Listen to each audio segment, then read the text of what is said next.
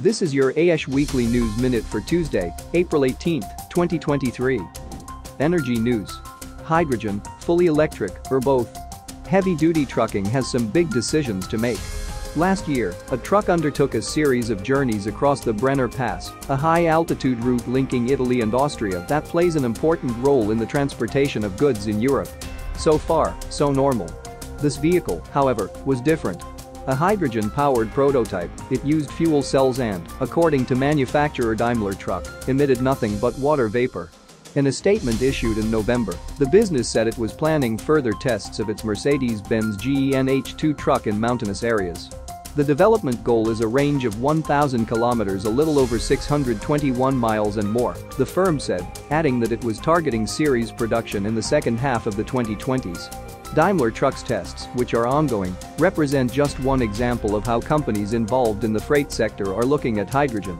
Others include Volvo Trucks. In September 2022, it said it would begin testing fuel cell electric trucks in what it called commercial traffic from 2025. Hydrogen-powered fuel cell electric trucks will be especially suitable for long-distance and heavy energy-demanding assignments, the business, which is part of the larger Volvo Group, said. Logistics and transportation news. Boeing overtakes Airbus in plane deliveries. U.S. plane maker delivers 130 aircraft in first quarter to 127 for Airbus.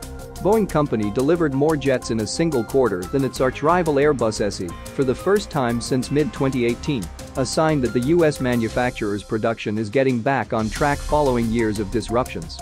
The U.S. plane maker said April 11 that it delivered 130 aircraft in the first quarter, 37% more than a year ago, as it built cash cow 737 jetliners at a steady cadence and cleared already built MAX and 787 Dreamliners from its storage yards.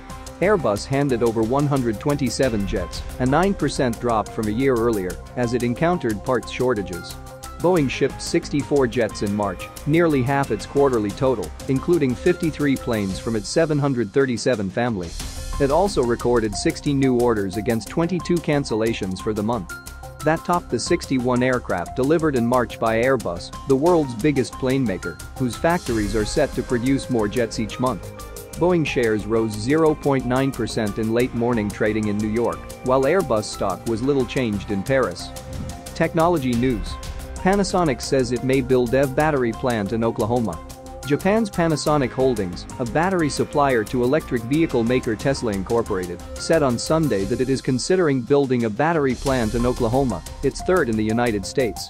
Panasonic has entered into an agreement with the state of Oklahoma that defines the eligibility and terms of the incentives under Oklahoma's LED Act, the company told Reuters in an email, referring to an incentive package the state has established to attract major companies to its Mid-America Industrial Park in Pryor.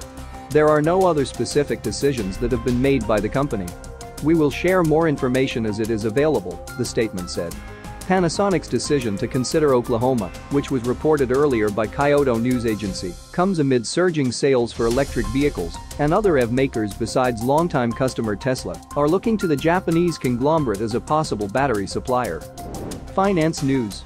U.S. Treasury Secretary Janet Yellen said banks are likely to become more cautious and may tighten lending further in the wake of recent bank failures, possibly negating the need for further Federal Reserve interest rate hikes. Yellen said in a CNN Fareed Zakaria GPS interview that policy actions to stem the systemic threat caused by last month's failures of Silicon Valley Bank and Signature Bank had caused deposit outflows to stabilize, and things have been calm, according to a transcript released on Saturday. Banks are likely to become somewhat more cautious in this environment, Yellen said in the interview, which is scheduled to air on Sunday. We already saw some tightening of lending standards in the banking system prior to that episode, and there may be some more to come. She said that would lead to a restriction in credit in the economy that could be a substitute for further interest rate hikes that the Fed needs to make. Global news headlines. South Korea, the United States and Japan staged joint naval missile defense exercises on Monday in a push to improve security cooperation and respond better to North Korea's evolving missile threats, Seoul's Navy said.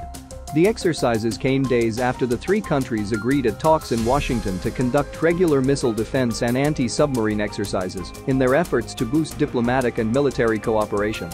Tensions have simmered in recent weeks as the North ramped up military activities, testing a new solid-fuel intercontinental ballistic missile on Friday that experts say would facilitate missile launches with little warning.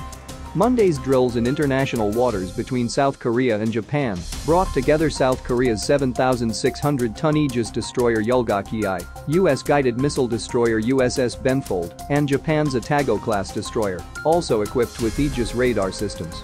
The effort focuses on mastering response procedures, from detection and tracking to information sharing, by creating a virtual target in a scenario featuring a North Korean ballistic missile provocation, the South Korean Navy said. This has been your AESH Weekly News Minute for Tuesday, April 18, 2023. If you want more global energy news and real-time alerts, hit the subscribe button now and follow us on social media.